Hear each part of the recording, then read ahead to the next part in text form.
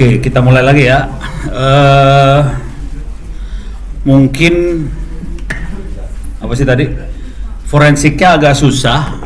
Saya takutnya nggak dapet. Kalau dapet syukur, kalau nggak dapet kita tunda saya besok ya. Kita terusin lagi urusan enkripsi ini. Sekarang saya akan coba ngecek enkripsi yang ada di HTTPS. Apa SSL yang ada di HTTPS. Oke. Open SSL klien kalau nggak salah kayak gini ya, kalau nggak salah. Aduh. Oh bukan.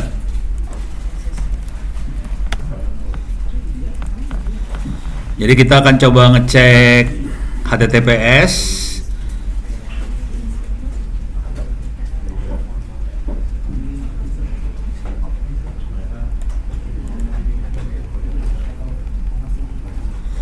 Oh nggak ada. Saya cek bang.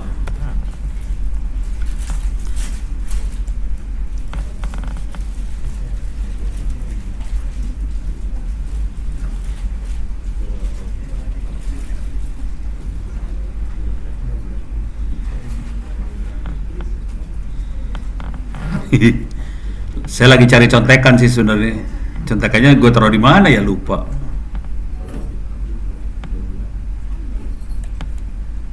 Internet banking.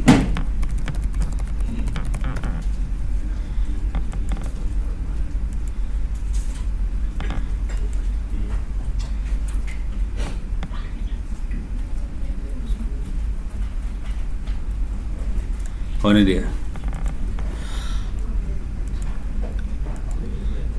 Jadi kita bisa ngecek kondisi internet banking yang ada, apakah pakai sertifikatnya benar atau salah, ngaco dan sebagainya bisa dicek pakai perintah seperti ini, open SSL s-client connect terus nama websitenya segala macam.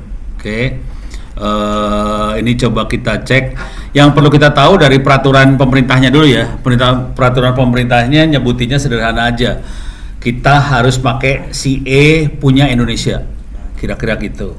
Pertanyaannya, si Indonesia yang ngoperasin siapa? Ada yang tahu nggak? BSSN benar.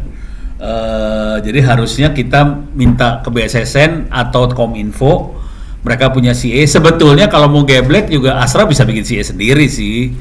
Kalau mau bisa kayak gitu, kita bisa bikin CA sendiri. Udah gitu kita kasih sertifikat. Cuman yang jadi masalah, CA kita harus diakuin sama browser seluruh dunia. Itu yang jadi masalah. Jadi kalau mau nggak usah pusing, mau gampang, kita pakai CA yang udah ada di dunia aja gitu. Nah yang jadi masalah BSSN sama Kominfo segala macam, mereka bikin CA tapi tidak berjuang supaya CA-nya masuk ke dalam browser. Akibatnya walaupun ada CA-nya, kita nggak bisa pakai juga akhirnya. Kalau mau dipakai cuman internal di pemerintahnya aja. Oke. Sekarang kita lihat Bank Permata pakai CA punya siapa? Itu ya. Clear layar. Jangan lewat. Ya nggak apa-apa. Nih, Bank Permata kita bisa lihat dia pakai DigiCert. Oke. Kita bisa lihat. Ini cuma diganti aja ntar. Sorry, saya ganti. Misalnya ini Bank Permata ya. Kita lihat Bank Mandiri pakai punya siapa? Bank Mandiri. Rata-rata DigiCert sih. Ups. Oh, Bank Mandiri udah nggak ada ya? Hah?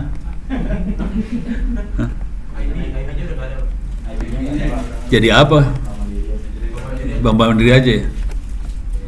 Oke, DigiCert juga. Terus kita bisa lihat dia ada sertifikat ketempel. Ini kita connect-nya ke port 443 ya. HTTPS langsung. Kita connect ke HTTPS port 443, terus kita minta informasi CA dan sebagainya dari dianya. Ini sertifikatnya kelihatan. Oke. Di sini kelihatan tadi sertifikatnya ya. Country-nya apa, terus serial number-nya, terus lokasinya, organisasinya apa, terus issuer dari CA-nya dari mana. Ini kelihatan issuer-nya dari US, bukan Indonesia loh. Ini kitanya Indonesia, issuernya US, Digicert, explicit US. Padahal di aturannya nggak boleh sebenarnya. Terus kita pakai apa? Signature apa? Signingnya pakai apa segala macam kita bisa lihat di sini. Coba kita lihat bank yang lain lagi. Sorry salah. Ini klik BCA. Kalau nggak salah bukan Digicert, kalau BCA lupa saya. Digicert juga ternyata sama aja. Ininya US semua ya, country-nya US. Jadi sebenarnya melanggar hukum semua sih. Oke. Keren dah kalau udah tahu hukum mah ketawa-ketawa gimana ya? BRI kita bisa lihat, tapi rata-rata US semua sih. Coba bentar. Dan ini pakai duit ya, kan bayar. Sertifikat ini bayar. Saya udah bayar nggak dikasih lagi, padahal mereka bilang udah Pak gini. Reses ya. Ini country-nya Indonesia, US, Digicert juga, BCA ternyata BRI. Coba kita lihat Maybank, kalau Maybank mah punyanya ini ya, Malaysia.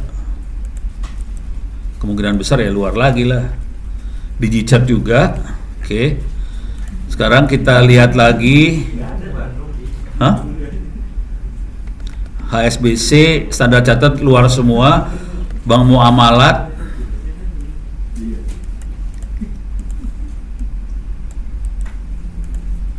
Sini bisa ngelihat sih, jadi kelihatan semua sih. Nah, ini beda sendiri nih. Entrust, negaranya tetap US ya, jangan khawatir.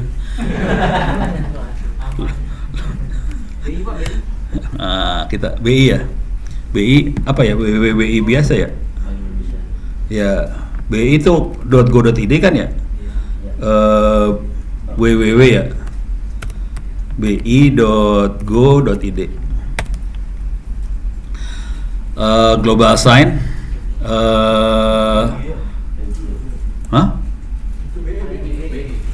mana BE? Oh iya BE ya, BE itu mana? Belanda. Ya pokoknya bukan Indonesia lah ya. Lu mau apa juga bukan Indonesia.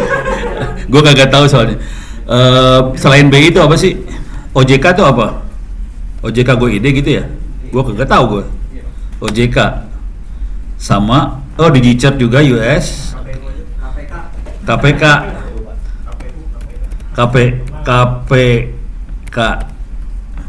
Digicert juga. Gila lu dikuasain Digicert semua, rese.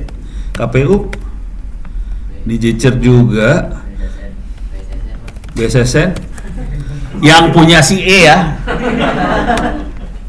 Digicert juga. Parah deh. Kominfo sama siapa tadi? Oh, kita lihat online ya. Tokopedia, Koide ya? Salah kali, .com kali. Com. Digicert, Lazada, com juga kali ya? Lazada, BE, country-nya BE, Alibaba.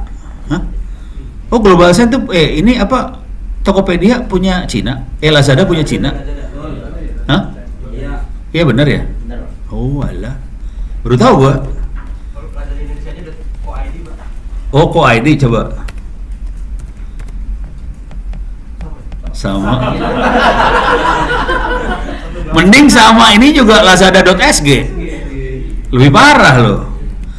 Jadi kita bisa ngelihat bukalapak.co.id ya. .com.id. Oh iya benar. .com ya. Wih, GB dia beda. Yang biru yang merah ini ya? Oh emang ada beda-beda ya? Oh. Sialan lu, gue pikir apa? Ternyata bola. Aduh, ampun dah. Oke, ini coba kita lihat. Ini sudah Lazada, Bukalapak udah, Tokopedia udah, OLX nggak perlu lah ya. Astra. Bentar, gue lihat operator dulu ya. Telkomsel. Sama aja. Telkom tuh .com ya. .co.id ya. Mau deh .com. Country US, Excel tuh .co.id ya. Pada digital semua. Indosat apa? Indosat. Oh bukan, .com kayaknya. Bukan. Hah? Oh susah ya udah. Kita cek asra.co.id. Digiset. Tadi Pama Persada apa?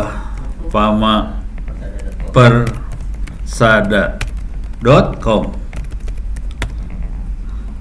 Wih, GoDaddy men. Keren. Lain sama yang lain ya. Oke, jadi kira-kira kayak gitu ya. Jadi kita bisa ngevaluasi sebetulnya semuanya melanggar hukum. Tapi mau diapain ya? Ya udah, jadi kondisinya kayak gitu, semua melanggar hukum, kenyataannya kayak gitu. Nah sekarang saya pengen ngasih lihat lagi gimana caranya bikin sertifikat ini masuk ke dalam web server. Oke, kan saya udah ngerubah laptop saya jadi ada web servernya kan.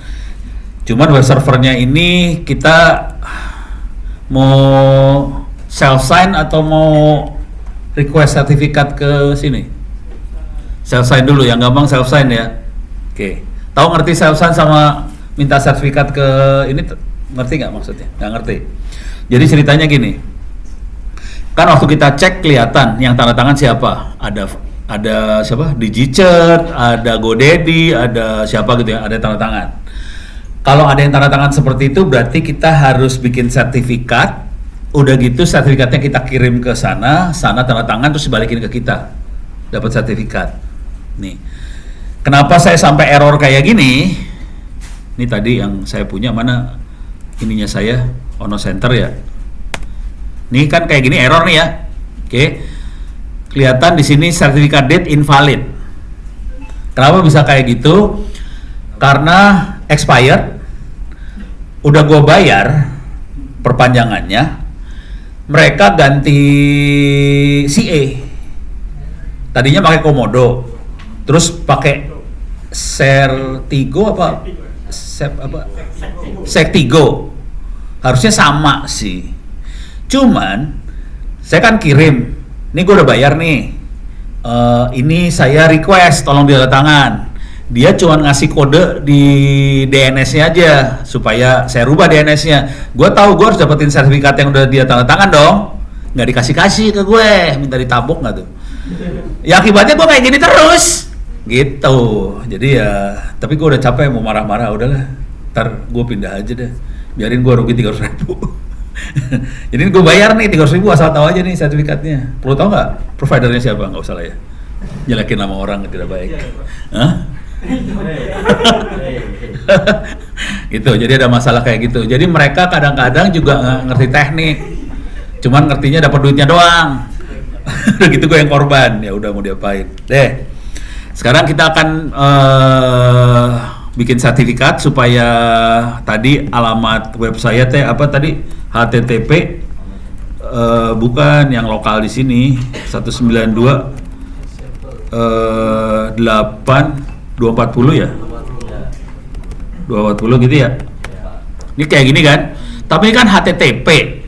Kan gue pengen jadi HTTPS nih. Bisa nggak jadi di HTTPS? Ini kan refuse to connect. Soalnya HTTPS-nya nggak diaktifin. Oke. Kalau saya mau aktifin, saya bisa kayak gini sih sebenarnya. Harus baca manual ya. Nih, gue lagi nekat aja. Apache 2 enable mode SSL. Oke. Mana yang mana? Oh ini aja, harus di restart doang kan? Coba kita enable. Oh ini sertifikat bodong yang ini, udah ada sih kayaknya. Sertifikat bodongnya udah dipasangin sama dia. Saya restart, tapi tidak mau restart. Udah gitu bengong. Oke mau. Goblok ya mau ya. Harusnya nggak mau dia. Coba gue lihat status. Bener jalan, aktif running. Oke.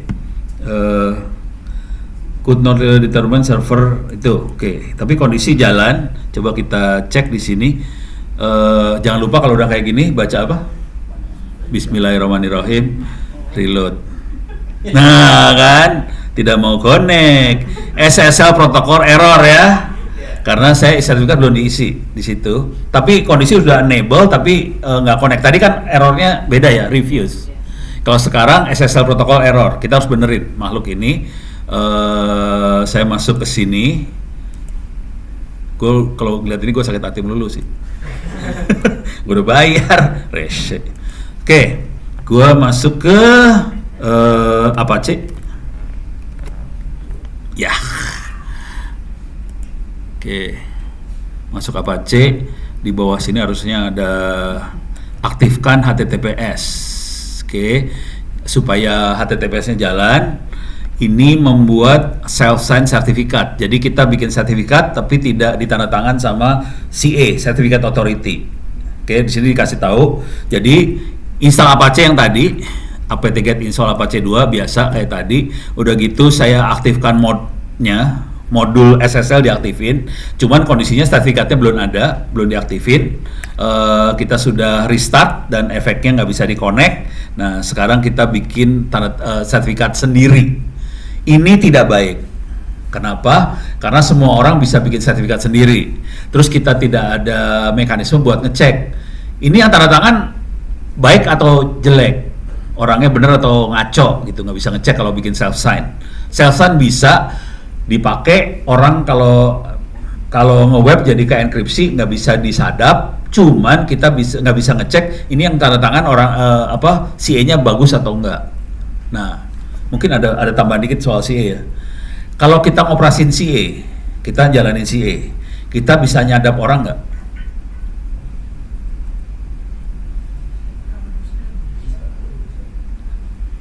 Bisa ya? Bayangin kalau CA-nya dipasang di BSSN sama Kominfo, kira-kira mereka mau nyadap kita nggak?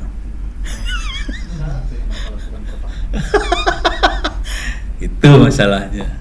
Jadi CA itu masalahnya itu ya. Jadi ada etika yang harus dipegang kalau dia mau terus dipercaya. Kondisinya kita bisa percaya BSSN sama Kominfo nggak? Itu aja sih. Parah. Oke, sekarang balik lagi ke self sign. Kita akan kerjain ini. Oke, ini saya akan copy. Saya akan bikin folder SSL di saya bikin folder SSL di Apache 2, enter, clear layar. Jadi kita bikin SSL di folder namanya SSL di Apache 2. Sekarang kita akan bikin, salah pencet. Bikin sertifikatnya pakai Open SSL. Yang X509 itu kayak bikin sertifikat, ada country, ada nama organisasi, ada unit organisasi, segala macam yang tadi yang kita lihat ya. Ini namanya X509. Jadi X509 itu kira-kira identitas lah, kira-kira kayak gitu. Lama expirednya 1 tahun, 365 hari. Key-nya saya pakai RSA 2048 bit. Outputnya ada 2, ada key, ini private key. Kalau yang kata-kata key kayak gini itu private key. Kalau satu lagi CRT itu sertifikat. Jadi ada 2, ada Apache key sama Apache sertifikat. Kalau kita mau request ke DigiCert segala macam buat ditandatangan, kita nggak bikin CRT. Yang bikin CRT dari sana soalnya. Kalau kita request sertifikat, kita harus cari gimana cara bikin CSR, file CSR yang akan dikirim ke si DigiCert dan sebagainya buat tanda tangan. CSR adalah bukan corporate social responsibility. Itu kerjaannya orang-orang Markom di sana di Sudirman. CSR ini adalah certificate signing request. Jadi kita request ke Certificate Authority buat ditandatangan. Jadi kita bisa generate CSR sebetulnya. Jadi kita bisa bikin private key dan CSR. CSR-nya ditandatangan sama Certificate Authority CA, nanti dikasihin ke kita dalam bentuk CRT. Nah, yang masalah di saya, kenapa saya sampai webnya nggak bisa jalan-jalan? Soalnya saya udah kirim CSR, CRT-nya nggak dikirim-kirim ke gue. Itu. Ini lagi curcol ya. Oh iya. Lagi curcol. Oke. Sekarang kita kerjain makhluk ini. Ini kita bikin sertifikat sendiri. Ini nggak baik, tapi ya bisa jalan, tapi tidak baik. Enter. Oke. Country-nya apa? Indonesia. Provinsinya DKI, Jakarta kotanya, terus nama organisasinya Astra Gaya. Ntar kan gua format. Unit organisasinya apa? Gua kagak tahu. IT gitu ya. Your name, ini domainnya ya. Domainnya apa? www.astra.co.id. Ini domain loh, domain dari webnya kita. Oke. Terus email address. Terus selesai, dapat. Oke. CSR-nya tadi masuk ke mana tadi? Nih ya. Jadi ada di dalam etc Apache 2 SSL ada 2 file, Apache Key sama Apache CRT. Coba saya masuk ke sini etc Apache 2 SSL, clear layar.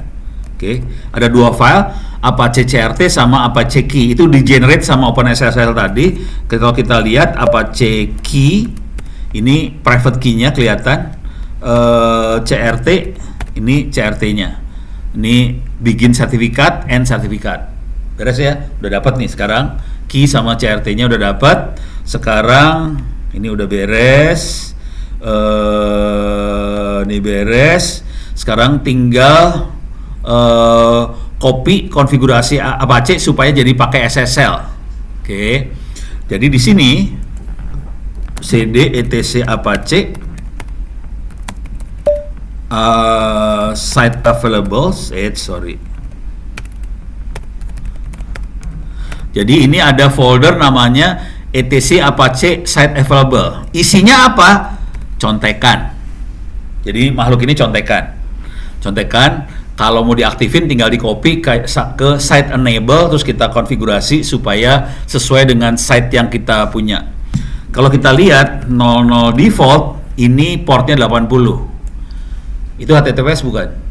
Bukan, itu HTTP doang ya. Kita bisa lihat kalau port 80 dia makanya var www.html, folder tempat ininya. Kemudian di sini tidak ada konfigurasi buat SSL-nya, nggak ada. Sekarang kalau kita lihat yang satu lagi, more default SSL. Nah, di sini portnya 443. Oke. Kemudian di sini ada SSL ini segala macam ada. Cuman yang jadi masalah etc ini konfigurasinya adanya di etc SSL private. Ini jadi beda sama yang kita generate. Jadi ada masalah kita. Kita harus ngerubah konfigurasi ini supaya sesuai sama yang kita konfigurasi. Oke. Jadi caranya kepaksa ini harus dirubah nih. Jadi dirubah ini doang sih sebenarnya. Ini jadi etc ngaco. Oh, ngaco ini mah. Ini harus, waduh, ini ngeditnya lumayan ini ya. Oke. Oh, ini bener nih. Oh, ini udah bener nih ya. Nih. Kan lokasi kita di sini ya, etc Apache 2 SSL, etc Apache 2 SSL, Apache CRT sama Apache Key, dan ini harus dimasukin ke dalam sini nih. Beres, dimasukin situ. Jadi intinya kita harus kopas ini yang benar. Ini, iya, ini harus dikopas. Waduh, ini harus di-copy dulu. Kita copy dulu aslinya ya. Ini clear layar. Ini copy supaya kita punya originalnya, aslinya. Terus kita default SSL di copy. Atau kalau enggak, ya udah nggak apa-apa. Kita cara gombal aja ya. Gue mau copy paste langsung sih sebenarnya. Males.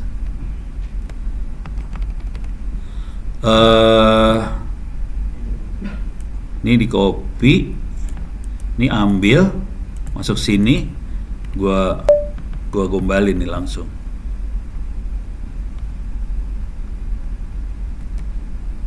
Bisa salah sih, bisa error nih. Paste. Deh. Cuman yang jadi masalah di sini servernya adalah tadi Astra ya. Adminnya Ono ya. @indo.net.id. Terus server name-nya adalah astra.co.id. Terus ininya adalah astra.co.id.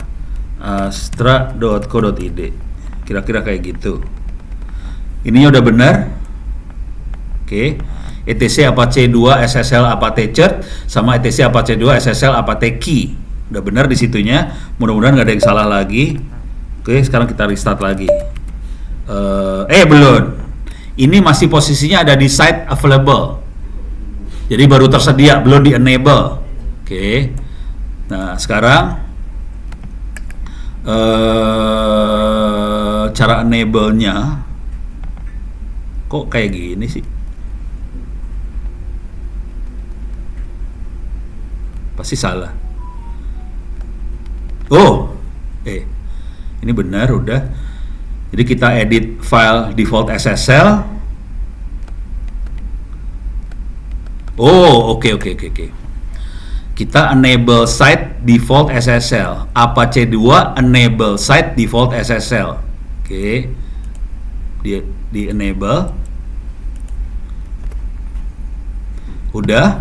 Sekarang sys cttem ctl reload Apache 2 C2 udah deh, mudah-mudahan gak ada yang salah. Sekarang kita coba akses ke HTTPS ini.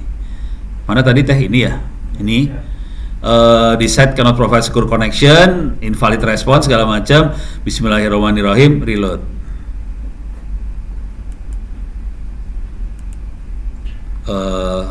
Errornya apa tadi? Tadi ada error apaan? Sertifikatnya error ya? Iya, karena self sign si ini nggak mau, si Chrome nggak mau. Kalau kita pakai Firefox masih mau. Jadi Chrome-nya sadis, Chrome-nya sadis banget. Ya udah, kondisi kayak gitu sih. Coba bentar, gue pengen ngetes HTTPS pakai ini, mau nggak ya? Pakai ini 2001, ini kan tadi 300 ya. HTTPS nih sekarang ya. Bismillahirrahmanirrahim, enter. Unreachable. Coba if config. Hilang. Gua ribut ya. Hilang sendiri. Tadi gua reload. Coba. Jadi IP min 6 address add 2001 300/64 device copy paste. Soalnya tadi gue minta IP dari sini lagi kan, sempat minta sekali ke situ. Jadi sekarang kita coba lihat lagi if config, naikin ke atas. Sekarang udah ada IP 2001 300. Coba lihat di sini. Bismillahirrahmanirrahim, reload. Kagak mau, loading. Certificate authority invalid. Jadi kenanya sama yang IP versi 4, kenanya di sertifikat. Dia nggak mau sertifikat self sign, harus dari sertifikat yang beneran. Jadi punya masalah sini. Tapi jalan, jadi versi 4 jalan, versi 6 jalan, cuman Chrome nggak mau. Saya kebetulan nggak ada Firefox, nggak bisa dites pakai Firefox. Kalau Firefoxnya dites, harusnya Firefox lebih agak sopan daripada Chrome, harusnya. Tapi ini lebih bagus sih sebenarnya, Chrome lebih bagus ya. HTTPS bisa pakai IP berarti ya? Nggak harus selalu name ya? Bisa sih. Harus name ya? Itu ya kali ya? Enggak, harus name. Perasaan gue pernah pakai IP jalan soalnya. Rasanya ya. Harusnya name ya. Bisa jadi name juga bikin gara-gara ya. Ini kan masih nama. Waktu generate kan DNS ada nama. Atau generate-nya gue generate IP harusnya tadi ya? Hah? Nggak mau ya? Cuman gue perasaan gue, tapi udah lupa ya. Rasanya dulu gue pernah pakai generate self sign, terus masuknya pakai IP masuk, tapi pakai Firefox. Kalau Chrome rewel ternyata. Tapi nggak tahu lah, coba ini.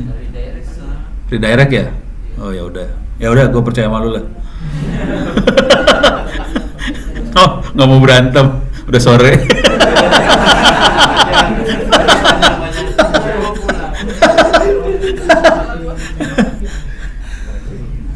Oke, ini beres, itu beres. Gua ada satu lagi tadi yang mau gue kerjain apa ya? Oh oke, ini udah beres ya?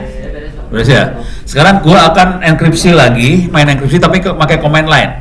Sekarang pakai command line, enkripsi pakai command line. Ini sesiangan enkripsi doang isinya ya. Ini dia. Wadah.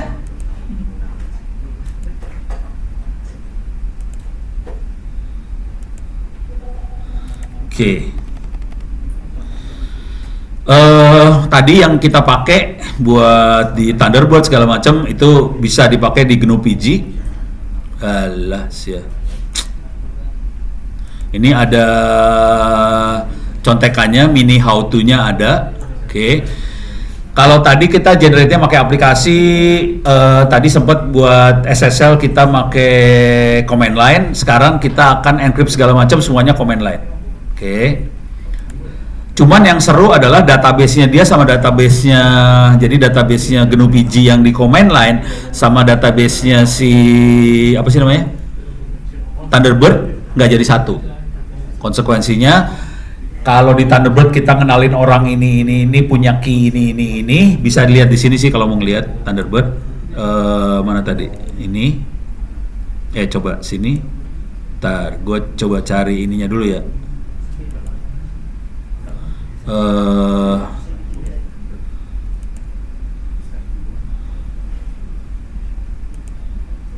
Key manager. Jadi kita punya key manager di Thunderbird. Key manager kita akan nyimpen. Jadi kalau ada orang ngirim public key segala macam disimpan sama key manager. Oke.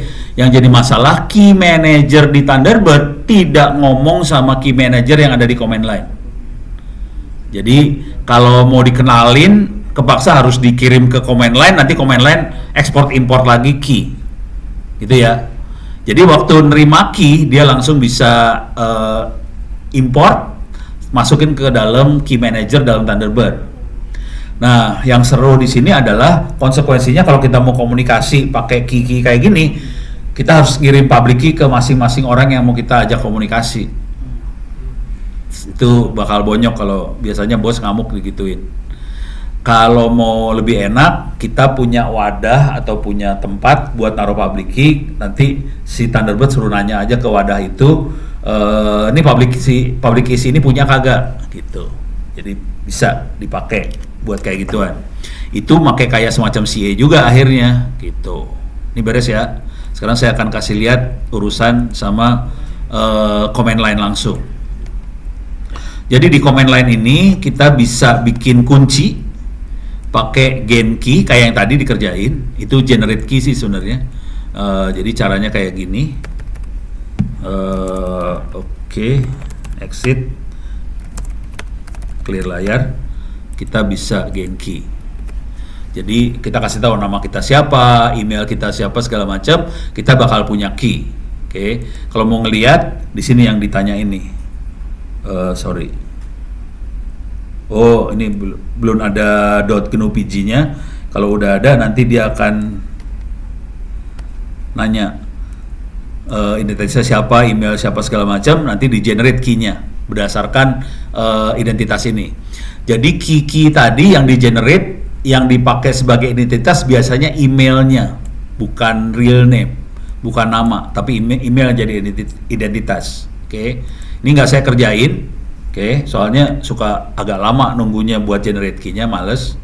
Oke, sekarang jadi cara buat generate key kayak gitu. Kalau kita pengen lihat key apa aja yang ada di tempat saya bisa list key kayak gini. Nih, kita bisa ngelihat key apa aja yang ada di saya. Ini kita bisa lihat key saya ini semua. Oke. Cuman ini nggak ada hubungannya sama yang ada di mana sih tadi? Di Thunderbird. Cara ngelihatnya gampang nih. Ini perhatiin expirednya. Ini expirednya 2023, 2025, 2025, 2025, 2025, 2025, 2025. Nggak ada yang 2024. Padahal tadi di Thunderbird saya bikin expired 3 hari kan. Nah, nggak ada kan di sini, nggak ada. Soalnya nggak ada hubungan ini database-nya. Kalau mau dihubungin kita harus pakai Thunderbird, kita simpen public key-nya diekspor lagi ke sini. Diimport ke sini. Jadi keluar di sini. Public key-nya sama sebetulnya, cuman database-nya aja beda, nyebelin. Jadi ini beda database ya. Dah. Oke. Nah, kita bisa lihat key-nya kayak gitu, bisa lihat. Nah, sekarang kalau mau lihat fingerprint bisa fingerprint sebuah key ya, tapi nggak penting-penting amat. Ini sama yang kayak yang tadi. Nah, yang pentingnya adalah ini ada revocation certificate. Tadi di Thunderbird juga bisa kita bikin revocation certificate. Fungsinya revocation ini, turun ke bawah. Nah, ini manajemen key agak-agak bikin pusing kepala sebenarnya manajemen key. Kalau ini kita lepas ke usernya pening. Kalau kita lepas ke user pening. Cuman kalau kita tidak lepas ke usernya nggak ada proteksi. Jadi serba salah nih sebenarnya jujur. Jadi kalau kita lepas usernya pusing, kalau kita tidak lepas usernya nggak ada proteksi. Contoh yang paling realnya BCA, customernya ketipu ratusan juta karena nggak ada proteksi di sini. Itu ya. Terus juga si kementerian lembaga waktu kita bikin tanda tangan digital segala macam, private key-nya ditaruh di platform, di server. Konsekuensinya admin bisa akses private key semua orang di platform itu. Jadi masalah juga itu. Kalau revocation key itu buat narik, kalau ada key yang mau ditarik supaya tidak berlaku, kita bisa generate revoke. Tapi nggak penting lah, kita langsung yang kacau-kacau aja ya. Kalau kita mau bikin public key, mau kita kirim public key-nya ke orang, kita bisa export. Nah, ini dia ekspor.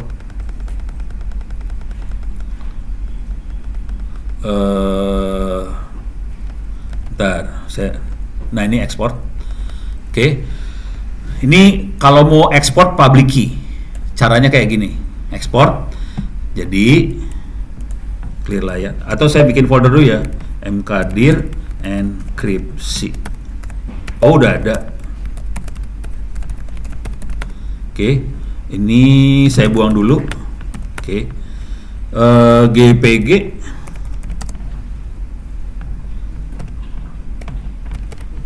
Saya contek aja ya biar gampang. Iyalah. Ini output Alice GPG, export Alice emailnya dia. Tapi saya nggak punya Alice, saya punyanya Ono Indonet ID. Jadi ini nanti saya ganti. Itu. Ini sayanya ekspornya, identitasnya harus email indo.net.id. Nanti di sini public key-nya adalah Ono GPG. Yang jadi masalah atau kasih public key atau salah kebalik, sorry, Ono public key. Oke, yang menjadi masalah kalau cuman kasih kalimat seperti ini aja, nanti key-nya berbentuknya di binary, bukan teks. Kita buktiin ya, ini enter, ups, chmod -rf 777 home ono titik gnu pg sudo. Oke, saya ubah permissionnya supaya bisa gnu pg bisa diakses. Coba ulang lagi, yang ini enter, yes. Oke. Nah, kita punya satu file namanya ono public key gpg, more ono public key bgpg, mampus lu bacanya. Ini bukan ASCII ya. Jadi caranya supaya jadi ASCII, caranya diginiin. Ini minus armor atau minus A. Sama. Saya enter, override yes. Kita punya ono public key GPG, more, ono public key GPG, sekarang bentuknya teks. Jadi bedanya kasih ASCII aja kita bisa lihat, ini file ini bisa kita attach di email, kirim ke orang. Beres. Dengan cara itu nanti masuk ke dalam Thunderbird segala macam, bisa di export import segala macam. Jadi caranya ini cara versi yang pakai command line. Oke. Jadi kita bisa punya public key, bisa dikirim ke orang. Nah, sekarang kita akan yang kita lakukan adalah ini caranya pakai Armor ini ya. Armor. Terus kita kalau kita nggak ngasih outputnya ke file apa, dia masuknya ke layar screen. Kacau tuh ntar kalau di screen. Nah, kalau mau import, caranya import aja. File GPG-nya kita import, masuk ke dalam listnya kita lagi. Jadi kalau ada orang ngirim file GPG, kita cuman GPG import masuk. Jadi cuman gitu aja. Oke. Nah, sekarang kita akan di sini ada perintah sign, ada ini sign segala macam. Ini konsep buat kepercayaan. Ini bukan aliran kepercayaan, ini kepercayaan. Gimana cara kita mempercayai orang? Jadi konsep mempercayai orang di GPG caranya adalah kita kasih key ke orang, terus kita tanda tangan. Gua percaya sama lu. Nanti kita kirim key ini ke orang lain tanda tangan. Jadi ada banyak orang tanda tangan, artinya key tadi bisa dipercaya. Tapi sorry ya, ini enak ceritanya di orang IT. Cuman kalau di orang awam pingsan semua nih orang-orang. Ini gue cerita aja dulu supaya Anda ngerti. Nanti kita harus cari solusi. Solusi yang dipakai sama kementerian lembaga adalah semua ini ditutup dalam bentuk platform. User cuma tinggal pakai aja. Cuman kesalahan fatal di platform adalah private key-nya ada di platform. Admin bisa akses ke private key, itu aja. Jadi adminnya harus disumpah, lu nggak boleh pakai private key punya direktur. Kondisi kenyataannya kayak gitu nih. Kalau di kementerian lembaga kan, lu nggak boleh pakai private key punya menteri, punya dirjen. Yang pegang platform lo, hati-hati tuh. Kondisi Indonesia kayak gitu sekarang. Jadi mereka bisa tanda tangan seenak jidat sih sebenarnya. Yang seru lagi adalah gini, ini apa menantu gua, istri anak gua yang lagi hamil, gua bentar lagi jadi kakek. Apa hubungannya? Jadi menantu saya itu kerjanya sebagai ASN di DPRD DKI. Oke, yang seru adalah suatu hari datang ke saya nih, Pak, ini ada surat nih dari DPR. Suratnya biasa, bawahnya yang kurang ajar. Tulisannya gini, surat ini tidak perlu ditandatangan lagi karena sudah ditandatangan digital. Bener salah? Hah? Kalimatnya kayak gitu ya. Gua nanya dong, mana QR code-nya? Kagak ada. Cuman kayak kata-kata gitu doang. Kagak ada QR code, kagak ada barcode, kagak ada URL, kagak ada apa-apa, kagak ada yang kayak gitu, kagak ada. Cuma kata-kata kayak gitu. Biar lu tanda tangan lagi karena sudah tanda digital. Anjrit gak tuh? Pusing kepala saya. Buset. Sampai errornya saya segitu jauh coba. Parah. Jadi orang udah bisa seenaknya bikin surat dengan kata-kata gitu udah sah. Parah, ampun. Gitu ya. Jadi kondisi. Nah, sekarang kita masuk ke ini nggak usah delete key, bisa ngedelete. Sekarang saya akan bikin ini encrypt decrypt. Oke. Kita bikin. Jadi encrypt pakai encrypt, A to armor, R itu siapa yang penerimanya. Ini bentuknya email address. Jadi minus R emailnya apa? Kalau ada beberapa email yang mau dikirim, minus R email 1, R minus email 2, minus R email 3 dan terus. Jadi tambahin. Jadi 1 minus R 1 email. Oke. Jadi kalau ada banyak mau ngirim ke banyak orang, minus R email 1, 2, minus R email 2 gitu. Banyak. Terus filenya yang mana? Tolong diingat, encrypt A supaya jadi armor, kalau nggak jadi binary, udah gitu filenya. Kalau mau decrypt lebih gampang. Decrypt output filenya apa, terus nama filenya apa. Kalau dia armor, nanti belakangnya ASC. Kalau dia binary, belakangnya GPG. Oke, sekarang kita kerjain ya. Clear layar, ls. Saya akan bikin file namanya coba.txt. Ini percobaan aja. Oke, dah. ls ada file coba.txt. Sekarang saya akan gpg encrypt armor, resipnya adalah ono@indo.net.id, filenya adalah coba.txt. Enter. Alah, sudah lagi ya. Coba lihat dulu ah. Nah, udah ada file coba.txt ASC. Coba kita lihat coba.txt.asc. Ini dapat nih ya. Message di encrypt. Udah dapat. Oke. Clear layar. Sekarang saya akan decrypt gpg-decrypt. Output filenya saya kasih nama seenak jidat. Ini hasil dekripsi.txt. Oke. Dari file coba.txt.asc. Gitu ya. Enter. Dia minta private key saya. Ini pakai password 123456, sangat aman banget password gue. Enter. Tembus. Oke. Langsung dia bilang di encrypt pakai 3072 bit RSA key, tanggal berapa dibuatnya, yang ngirim siapa, jadi kita bisa autentikasi. Oke, sekarang kita lihat lagi ls, ini keluar namanya ini hasil dekripsi txt. Kita coba lihat, ini hasil dekripsi txt, kelihatan ini percobaan aja. Nama filenya beda, tapi isinya kita bisa lihat beres, nggak ada masalah. Jadi itu tadi encrypt decrypt. Encrypt decrypt ini file SC ini bisa kita kirim pakai email, kita attach biasa, kirim juga bisa. Sebenarnya bisa kayak gitu sih ke orang. Jadi nggak usah pakai aplikasi di Thunderbird, kayak gini caranya juga bisa tembus. Cuman orang biasa pasti stres kalau udah diginiin. Ini beres ya. Sekarang saya akan kasih lihat tanda tangan digital. Oke. Tanda tangan digital kira-kira kayak gini. Ada dokumen di tanda tangan, ini outputnya dokumen yang ditanda tangan. Kalau mau ngeceknya signature ini kita bisa cek ke dokumen tadi. Coba kita coba ya. Ini dokumen untuk TT tanda tangan digital.txt.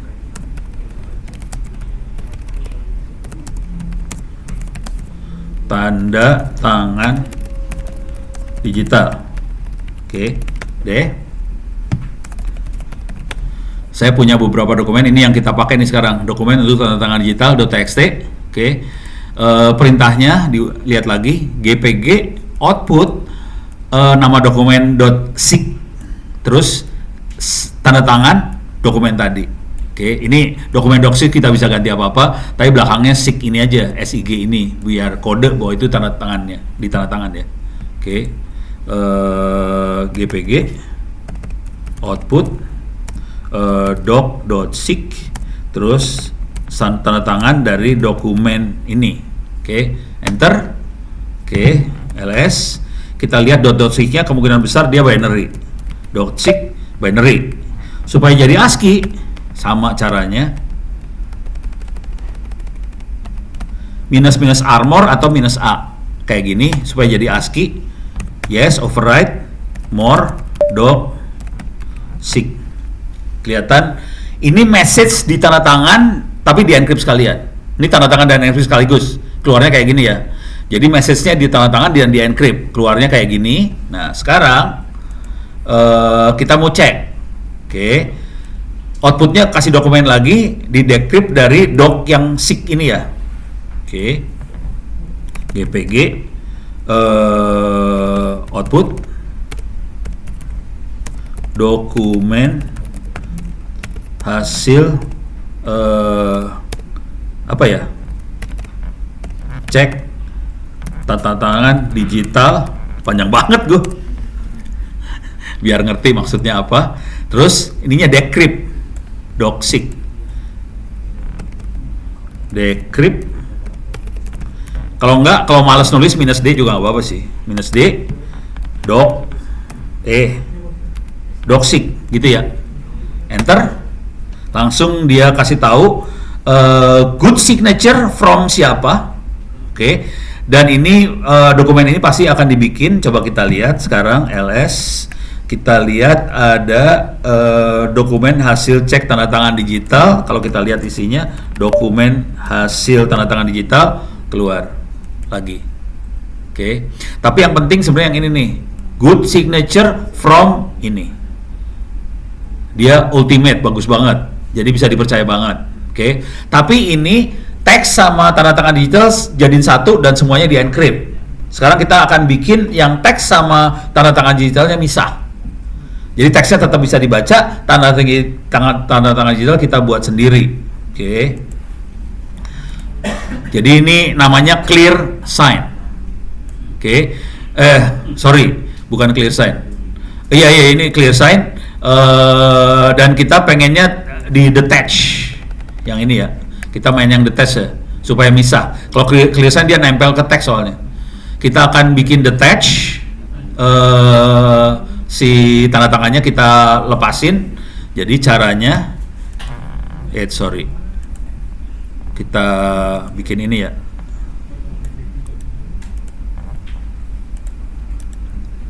Oke.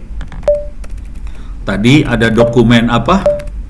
Dokumen untuk tanda tangan digital. Cuman ini saya tambahin detach. Tanda tangannya di detach supaya dia nggak jadi binary, saya tambahin lagi -A. Oke, enter. Oke, coba kita lihat di sini ada doc detach signature more. Clear layar dulu. Oke, more doc detach signature, kelihatan ini tanda tangannya. Tapi tanda tangan ini lepas dari dokumennya lepas. Jadi ada dokumen, nggak ada urusan sama tanda tangannya kita lepas. Jadi waktu kita kirim harus kita kirim dua-duanya. Ini dokumennya, ini tanda tangannya. Kalau mau ngecek tanda tangan sama dokumennya, tanda tangannya nanti harus diginiin, harus di verify doc signature-nya sama doc-nya. Oke, nah sekarang kita akan coba verify GPG, verify doc detach signature sama dokumen untuk tanda tangan digital. Oke, enter. Langsung kelihatan dia good signature. Padahal dokumen sama tanda tangan lepas. Gitu. Dengan cara ini kita bisa bikin proses tanda tangan digital yang di web-web itu kayak gini sebenarnya. Jadi tanda tangannya lepas dari dokumen sebenarnya. Gitu. Tapi tanda tangannya nanti dikasih dalam bentuk URL-nya dikonvert jadi QR code. Kita bisa ngecek pakai QR code. Ini tanda tangannya bener nggak, good signature nggak? Fungsinya itu sebenarnya QR code buat ngecek. Cuman orang nggak tahu, dia pikir QR code itu tanda tangannya QR code, padahal bentuknya URL, akses ke tanda tangannya buat verifikasi. Sebetulnya harusnya seperti itu. Gitu. Gimana? Oke. Jam 5 stres gue. Ada pertanyaan? Alhamdulillah nggak hujan ya hari ini ya. Kalau hujan stres gue. Pertanyaan? Aman? Hah? Biasa nanya sama gua dulu, nanya sama artinya dong langsung dong. Kenapa? Oh dia biasanya suka nanya. Iya Pak nih. Oh. Mas Eko nih. Sebaiknya jangan nanya, gue juga stres. Gue lagi stres malam ini, gue harus begadang ngeformat laptop. Pertanyaan? Ya Pak. Ya. Biasanya kan kalau kita buka website itu kan sering kita approval cookies-nya dulu. Ya. Itu kira-kira ya kenapa? Kadang-kadang ada pilihan nih gitu. Ada pilihan mau approve cookies atau enggak. Itu bedanya. Soalnya cookies akan tracking aktivitas kita sih. Iya. Jadi cookies itu dipakai. Jadi gini, si web-web itu semua kan, contoh paling goblok dulu ya, paling sederhana dulu. Gue tanya ke lu pada, iklan setiap orang di Bukalapak, di Tokopedia sama nggak?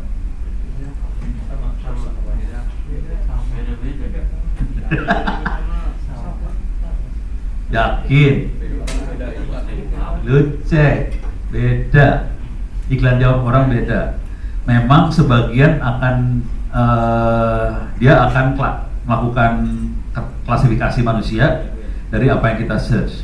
Cuman kalau di media-media online, Detikcom dan sebagainya, dia akan ngelihat cookiesnya akan tracking. Dari cookies ketahuan.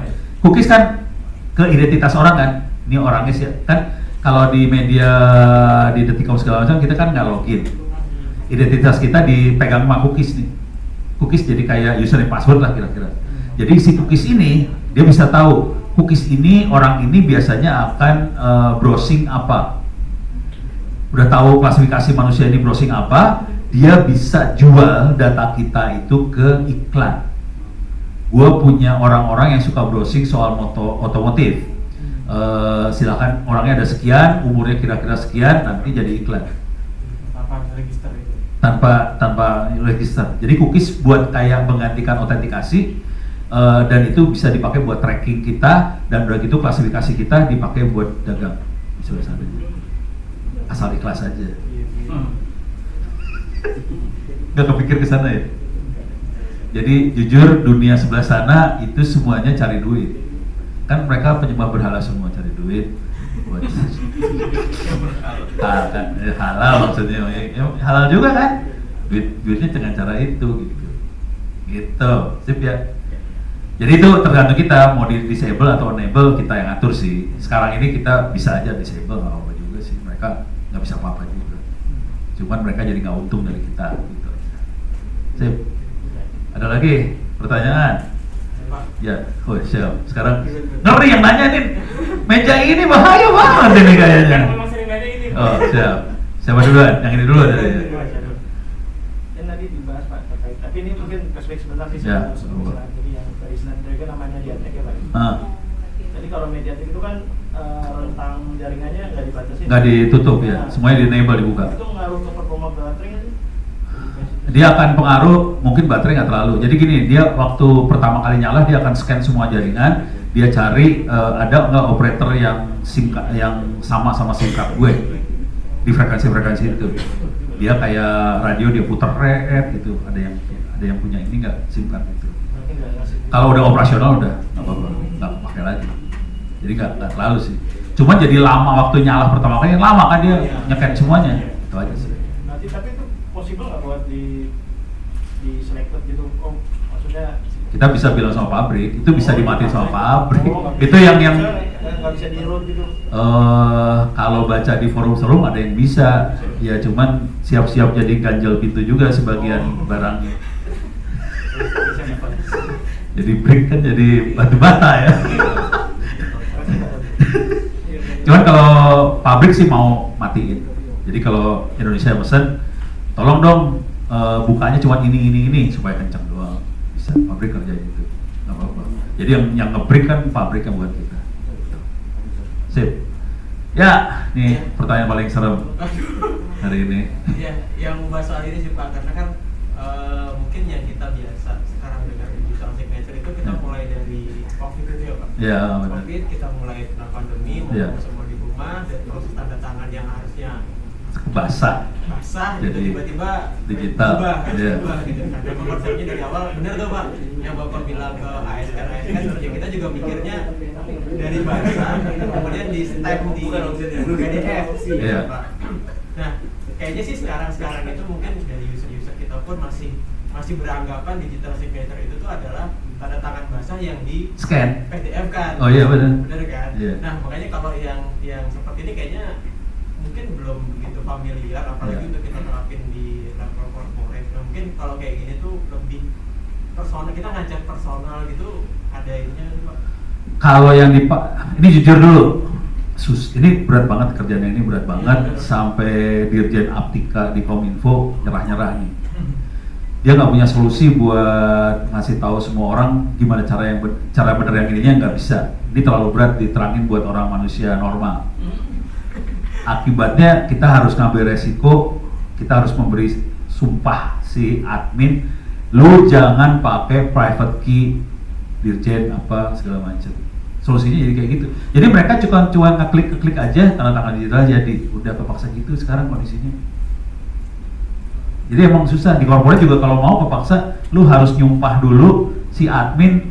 Ini tanda tangan digital ada di platform soalnya, bukan di user ya. Kan yang generate tanda tangan digitalnya, yang key generatornya kan di platform. Tanda tangan digital ada di platform. Nah itu yang bahayanya di situ, admin bisa jadi. Dan kalau nanti ada masalah secara hukum, direct CEO kena tuh. direktur kena banget dan dia nggak bisa ngelak, kan lu yang tanda tangan, padahal dia kagak tanda tangan, yang tanda tangan admin gitu.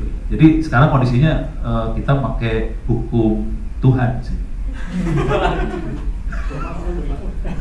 Disumpah soalnya, jadi nggak bisa. Sekarang kondisinya pusing, kalau lu punya solusi gue akan terbuka dengan ini jujur yang ngomong kayak gini bukan 1-2 orang ya, kita kan yang pada penjahat-penjahat ini pada ngobrol, kita punya masalah nih, gimana caranya supaya aman, jangan sampai di platform.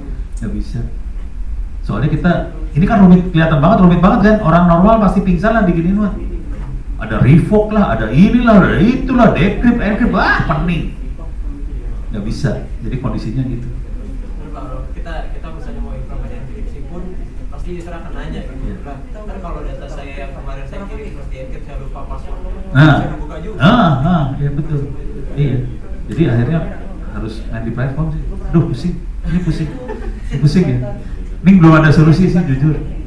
Secara proteksi teknologi ada gitu ya, cuma untuk yang di. Kalau buat user yang biasa susah. Kalau buat kita orang IT sih masih gampang, ini masih kepegang lah. Tapi kalau orang biasa enggak. Ini bukan level orang biasa. Kita harus cari solusi lain.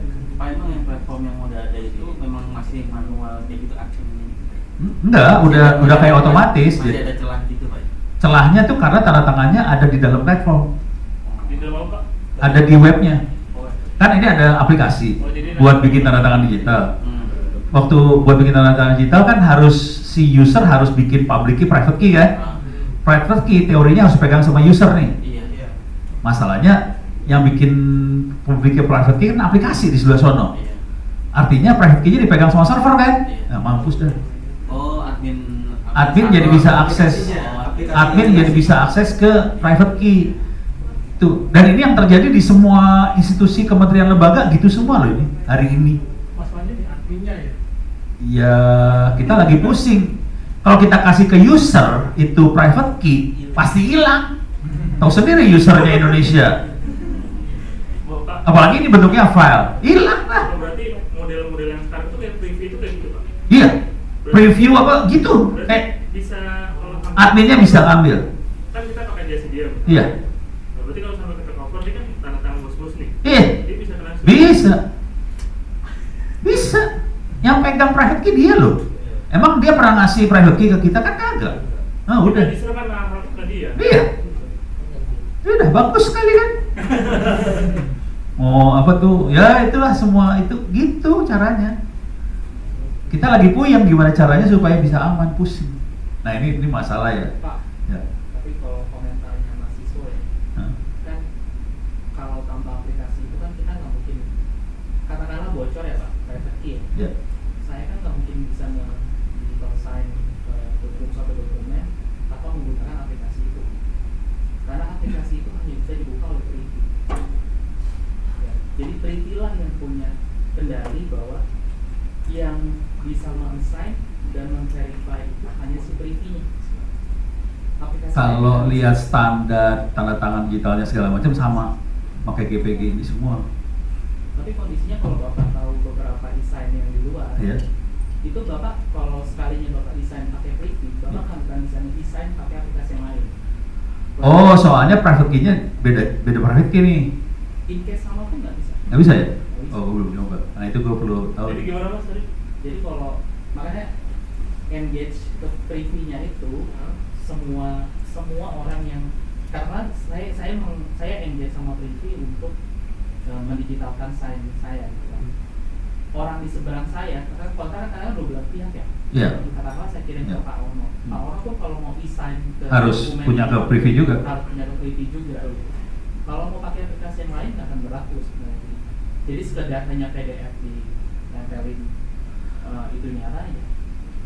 Gue lagi penasarannya gini nih, bentuk tanda tangan digitalnya dia seperti apa? Private key, public key-nya sama kayak gini nggak? Kalau dia sama, soalnya gue curiganya kan bikin teknologi kan nggak gampang ya. Kemungkinan dia akan pakai cara yang sama di sininya. Kalau sama, udah gitu private key-nya bisa keambil sama orang, jadi kacau nih. Kalau sama ya. Kita harus audit bener, gue nggak tahu, gue belum masuk ke dalam situ. Nanti gue takutnya gue nuduh kan, hidup Tapi kita kan kadang ya bisa percaya dari apa tuh Pak yang ISO 27.000 yang habis itu atau ada standar Eropa gitu itu mungkin biasa Pak. Maksudnya ya. Ini ngomong jujur atau ngomong ini? Ini ngomong jujur dulu ya, ngomong jujur. Itu di Kominfo itu menteri itu semua aplikasi harus daftar. Waktu daftar harus diaudit ISO 27001. Semuanya harus diaudit nih. Jujur, sebagian besar orang cuma bayar aja. Misalnya 10 juta, gue dapat sertifikat. Jadi ISO-nya sekedar sertifikat, nggak diaudit beneran. Kalau cuma sebagian server doang yang diaudit. Iya, bener juga. Sama-sama. Hah? Scope-nya. Ini yang banyak pengalaman dia nih.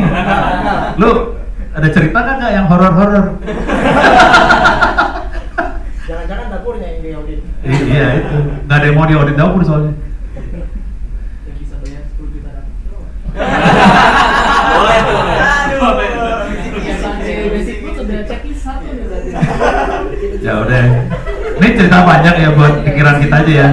Gue jujur nggak punya jawaban yang memuaskan banget saya soalnya saya yang ada sih gue juga lagi stres. Gue ngobrol sama teman-teman ya keluarnya stres gitu sih, aduh ampun. Beres ya? Udah jam 5. Oke, kita lanjut besok jam 8.30 lagi. Apa jam berapa? Jam 9 lah. Oh? Jam 9. Ya 8.30.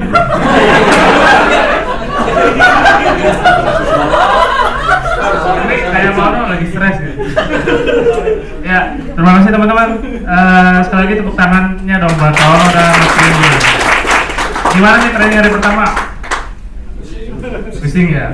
Kalau emang Tono kita datengin biar bikin pusing sih. Nanti kalau ditanya bingung belajarnya gimana gitu ya Pak. Ya, jadi besok kita mulai lagi jam 8.30. Ada yang belum selesai pretest? Nanti kita kasih waktu lagi. Mas, pretest belum juga? Ada lagi?